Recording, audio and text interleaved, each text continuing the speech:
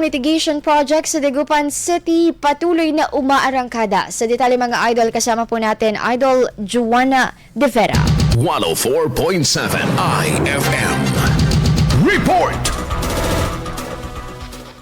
Matapos ang inaprubahang pondo para sa mga susunod pang inisyatibo para maresolbahan ang problema sa baha sa Dagupan City, ay nagpapatuloy naman ang konstruksyon ng mga daanan at drainage system na naunang inumpisahan. Sa inihayag sa Facebook Live ni Dagupan City Mayor Belen Fernandez, sunod na popondohan ang St. Therese Road para sa Phase 4 ng proyekto sa Barangay Puguchico matapos na makompleto na ang Phase 1, 2 at 3 sa naturang bahagi. Kasama rin sa mga proyekto ang bahagi ng Dona Victoria Zarate Road para sa upgrading ng PCC pavement at drainage system papunta sa bahagi ng Rioferio Road, Barangay Pantal. Sunod-sunod naman ang pag-iinspeksyon ng alkalde kasama ang City Engineering Office sa mga isinasagawang road elevation at drainage system upang tiyakin ang kalidad ng pagkakagawa at matapos sa itinakdang panahon. Kasama mula dito sa IFM Dagupan, ito si Idol Dona Victoria.